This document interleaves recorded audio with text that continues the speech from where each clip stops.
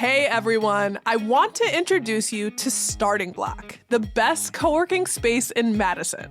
If you work from home or you are new to Madison or you just feel like you don't have a professional community, you should definitely check out Starting Block. Many of you may know Starting Block as Madison's startup hub, but it's a lot more than that. They are constantly hosting networking and professional events for the community, and their co-working membership rates are super competitive.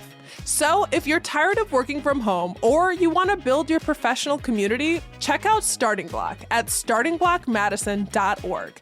That's startingblockmadison.org, located in the East Washington corridor at 821 East Washington.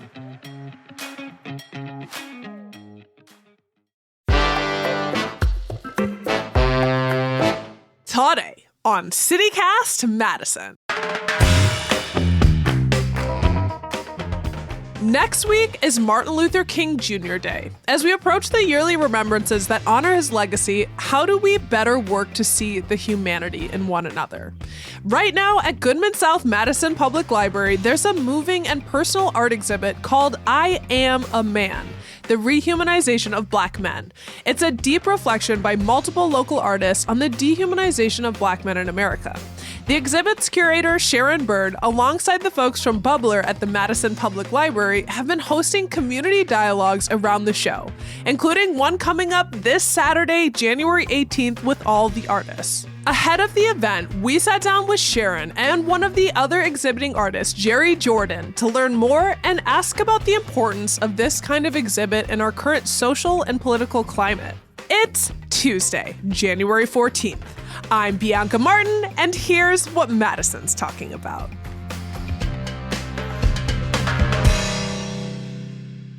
Sharon, hello. Hi, how are you? I'm doing really good, seeing your beautiful faces and seeing you once again. And let's welcome Jerry as well. Hi, Jerry. Hi, how's it going? It's going really well. I'm about to talk to you about some of my favorite things. These are a few of my favorite things. I got the opportunity to visit the exhibit with Haley, our executive producer. And that's where we met you, Sharon, the curator of this just wonderful exhibit. And we got to see all of your art, Jerry's art, and the other artists on display. And it was really moving. And Sharon, can you start us off with what birthed this idea? Last year in November, I took a trip to Memphis and I went to the Civil Rights Museum, which also houses the place where Martin Luther King Jr. was shot. They have preserved the scene, so they have his Cadillac there. It looks exactly like it could be 1950. It was like a really immersive exhibit. There were gunshots. You could see where the FBI stood, where the shooter stood. And just in that moment, I just really became keenly aware of our continued need as Black people to declare our humanity. The I Am a Man slogan compared to Black Lives Matter, and how we're still to this day trying to explain to people that we are human. That's where the idea came from originally, or where the seed was planted, I'll say. Mm-hmm. Absolutely. Yes. I mean, if you're listening to this, you might have seen those photographs of folks during the 1968 Memphis sanitation strike carrying those signs that say, I am a man. Like, that's this iconic phrase, and that's where it started. And Martin Luther King was there. And it was intentional. It was very intentional, the background of that slogan. They actually hired a PR team. They underlined the am and put it in capital letters. Like, every piece of that was intentional. And Jerry, what did you think about this exhibit when you got the ask, and why you wanted to be a part of it? I don't know. It just sounded like it sounded like it had potential to be a really good exhibit. And when I first started doing shows, I told myself, if I find a show that I'm interested in, I'm going to jump at the opportunity. So this sounded like a really cool show, and I was like, hey, this sounds great. I want to be a part of it. Well, I know us on CityCast, we're honored to have both of you here for real. And I'm excited to hear more of the background. Sharon, can you explain why it's so important to have an exhibit like this now? Well, especially with our new election, we don't know what's going to happen next, but we need exhibits like these to begin the process of normalizing treating people humanely, just in general, people, but specifically Black men, because they've been criminalized. They've been shown as monsters in the media. One of the artists, Alice Traore, did a portrait of her husband drinking tea. And it's like the smallest gesture of humanity that we overlook in people, and just trying to bring it back to that. We're all having this human experience together. And that Black men deserve a moment of peace and Yes. calm and to sit with tea. Yeah, Yes. absolutely.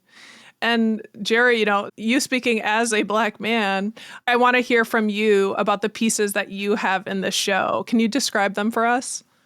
Well, I have one piece of Mr. Hanan Taylor, who is the owner of the Dakota Cafe. And I was fortunate enough to see him and Keon Harold, who there's a portrait of him in the show as well. They performed at Dakota, and I just took a bunch of pictures, and I just found that one of Hanan playing that I thought would make a really cool painting. And again, it goes back to creativity and being a person that is creative. He's a creator. He has a great imagination, and he is a great saxophone player, as well as, I think that's a clarinet he's playing. Yes, a clarinet. He's on the reeds. Yeah. Woodwinds. Yeah. And then the one with Keon Harold, Purple Rhapsody. I told a story at the reception of how I met him in the Chasen Museum about 2 years ago. And it was just sheer luck. I didn't know who he was. I had no idea who he was. And I just approached him and said, hey, I'm a painter, and I would like to take some pictures for possible paintings. And he kind of looked at me like I was a little crazy. And then later on, we kind of developed a friendship over time. I found out we're both fraternity brothers, and it just really kind of just gelled. And then my last piece, Stronger Than You Know, is a portrait of my son, Miles, standing in water. A lot of African cultures see water as a source of healing and a source of memory. I'm not going to say African culture. Cultures in general see water as a source of healing, a source of memory, their ancestral memory. And so I have him in that water where it's a place of peace, and he's healing. He survived the slings and arrows of the day. The arrows represent the microaggressions that we all face over the course of the day. And then finally, I have a piece in there called A Kind of Place. And it is a young African-American couple, again, standing in water, and they're in a place of pure peace. And they're together, listening to the music, relaxed. They're together, safe, and they're just in their own world. That's why I call it A Kind of Place.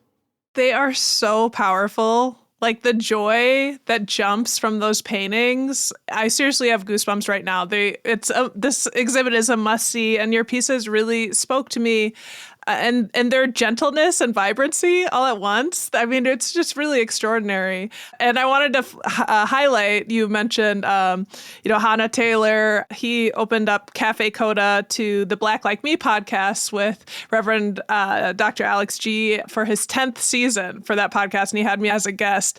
And so we love him. And I also had the opportunity of meeting Keon. So I saw it from across the room. I'm like, is that Keon? So cool. So much life, so much joy and beauty. So I just want to say thank you. You're welcome. Yeah. And Sharon, can you tell us about your pieces that you have in the exhibit?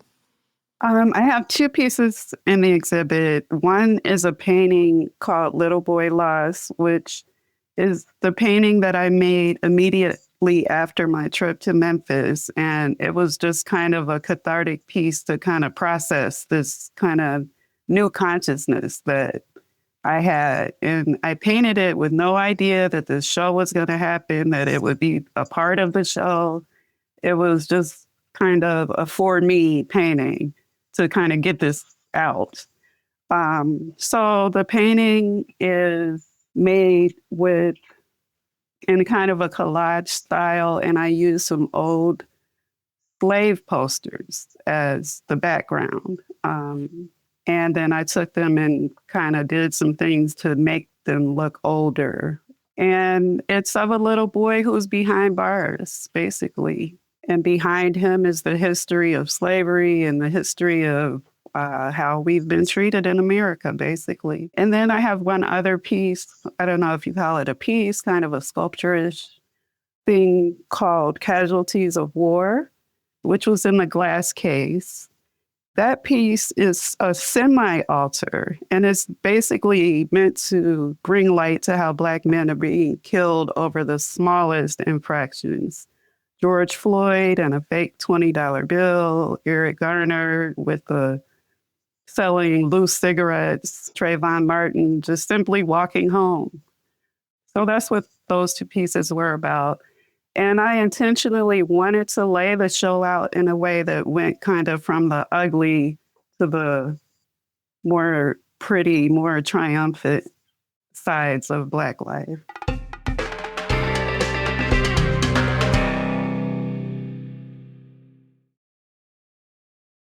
And Sharon, would you mind sharing a little bit about some of the other artists and that you helped select and be a part of this group? Yes. Alice Traore, we spoke about before, and I just love her portraiture. And she has a very delicate way of portraying Black life that I thought would be perfect for this show. Jerry, of course, I saw the painting. I'm sorry, Jerry, with your son in the water and the arrows. What's the name of that painting? Stronger Than You Know. Stronger Than You Know. Jerry and I are friends on Facebook, and I saw him post that as I was looking for artists, and I was like, I want that painting to be in the show. This is perfect. And then we have an artist who's incarcerated. His name is Darren Morris. He is in the Wisconsin State Prison System, and he was arrested at 17 for a crime where someone was unfortunately killed. He got a life sentence. He's 48 years old now, and he uses art as his rehabilitation. So I thought those images were really powerful. I had been in a show with him in the past, so I was able to contact his handler. Yeah, his work brought me to tears. Yes. Yeah. And my sister is a sculptor, so I had an idea, and because we did the show in a library as opposed to a gallery, conversations had to be had around how this idea could be presented. And so my sister, doing them as a sculpture, came into the conversation and she agreed to it. She did the sculpture, the whip, nightstick, gun, noose, I think. Those were the items. And then the final artist his name is The Artist. And it just so happened that there was an article about him in Umoja showing some of his artwork, and one of his pieces had I Am a Man on it. And it also just so happens that South Madison Library is a place that he frequents. So, kismet, I don't know. It just kind of came together. Yeah. I'm glad that you brought up the library component, because I did want to ask why choose to have the exhibit in the library, and what's the importance of that? Well, actually, I wanted to have the exhibit at the gallery at the library, but South Madison specifically requested that the show be held there. So in having it in the library, there was differences in that some people are there to go to the library and are not necessarily knowing that they're going to walk into an art exhibit. That's a good thing. and a bad thing, just because it's a good thing because it's being seen by the people who it's for, people who might not traditionally go to an art gallery. Even like as we were installing the exhibit, we had people stop, something caught their eye, and they stopped and gave us their stories. We had like hour-long conversations with people who just felt seen and were excited, that this exhibit was going to be there. So the other thing is when you're in a gallery, you have a lot more latitude as far as what you can show. So we had to have conversations about bringing it to a level where it could be in a public place. Staff at the library were given talking points in case people had questions. Sure. I just love it so much. I love it so much. And it is very community based and it's meant to be lived and experienced. And there are different interactive components in the exhibit, which I want to talk to you about. And one of the interactive components of the exhibit is that you guys have community events planned. And you've actually already had one that's already happened where y'all spoke and you had other artists there as well. A former guest on CityCast Madison, Charles Payne, the playwright who wrote To Classroom Ain't Enough. I understand, there is moments from that and interactive art making. I wanted to share a moment from that event from you, Jerry, where you're telling a story about part of what got you into making art, which I think is beautiful. I started college. I had to write a paper about a painter that I admired. And so I asked my professor, my three-dimensional design professor, if he knew of any Black painters that he could recommend. And it was at that point when he told me, well, Jerry, there just simply haven't been any Black painters of note. I don't know of any. And so I'm like, that kind of blew my mind, because here I am at 18. I could draw. I wasn't the best drawer, but I knew how to draw. And I knew a lot of kids in the neighborhood who knew how to draw.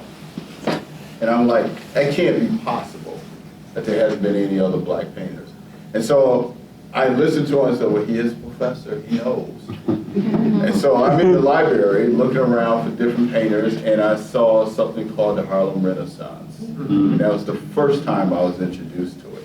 Not in high school, not in elementary school, but in college. Never heard of it. There were about 5 books on the Harlem Renaissance. So I sat there most of the afternoon. I skipped a class, and I'm just sitting there reading about these amazing painters and poets and stuff. And I realized that it is possible to do it. James Porter was an artist that jumped out at me. And so I realized this was something that I could actually accomplish. What a story, and one that so many of us share, of having been dismissed and lied to, frankly, Yes. Even if they were unintentionally just totally ignorant, but just insanity. There aren't any notable artists. My goodness gracious. And I want to thank Liz Boyd from the library for providing that audio. Thank you for doing that. But my God, how are folks receiving this event, and how did folks receive that event and are receiving this exhibit? It's been overwhelmingly positive, and we haven't even gotten to the big event. Right. There's one coming. This is like the sneak peek. We'll be promoting it. So January 18th, that's the Saturday of MLK weekend, we will be having a bigger reception from 1 to 4 in the afternoon. That one will also feature part of the Classroom Ain't Enough by Charles Payne. This will be a bigger reading. We did have one at the last reception, but this reception will have 3 actors, so it will be more of like a dialogue than just having one person do spoken word. So I'm excited about that. Also, I work with Phil Hassett, who does letterpress, and he had an artist in residence at Penny Library. So I worked with Phil to do the logo for I Am a Man. So we actually did that on a letterpress. He will be at the January 18th event with the letterpress, so people will be able to take home a souvenir. We also have a mural, which is up in the library, And the mural sits in the Dane County Detention Center. It was created by the kids in detention. The prompt for the mural was, what do I wish people knew about me? And there were some really compelling answers, things like, I wish I knew my dad. I'm not a bad person. I like to sing. So they took all of those and made it into a mural. So now we have a smaller copy of that mural. And we're also asking the kids who visit the South Madison Library to add to it. So we have the prompts there. That will be part of January 18th. And it's there every day. So if you want to go in and you just want to get something off your chest, that would be a perfect place to do it. Tape it to the wall, leave it there, and, breathe. Yeah, honestly, they're very beautiful messages, and heartbreaking at the same time, and so vulnerable and honest and human. And I just want to thank you, Sharon, and everyone who is a part of this for putting forward and centering Black men, like you're a Black woman, you're like, and we need to have a space for Black men to feel humanized. We see, and it's across the board, but in our carceral system, when we have these statistics, 1 in 3 Black men in Wisconsin will have been incarcerated. It's just something is so deeply broken in the system. I'm curious, Jerry, having your art there, having been at the event, like, do you feel life spoken into you? What do you hope people get from this experience, including yourself? I guess I hope people see the humanity in Black men and Black people in general, that we're not just the stereotype, that we have interests outside of what we're supposed to have interests in. The fact that I'm a painter bucks a lot of stereotypes in itself. And there, I'm not a threatening person. I'm not a threatening person. I'm just somebody who's alive today and is trying to create art and live. I'm not a threat to you. And as a Black man, I have to, in so many cases, make people feel comfortable in my presence. And I shouldn't have to do that. Well, y'all, I am incredibly grateful that you joined us for the show today. So excited to check out this event that's coming up this month. And I just want to say thank you and a heck of an amazing job. Seriously, it's wonderful. Thanks for having us. Appreciate it. That's Sharon Bjyrd, the exhibit curator of I Am a Man, the rehumanization of Black men over at Goodman South Library, and Jerry Jordan, another one of the exhibiting artists. If you want to learn more about the exhibit and their event schedule, head to our show notes for a link. And reminder, their next community dialogue is this Saturday afternoon, and it's a big one, so don't miss out.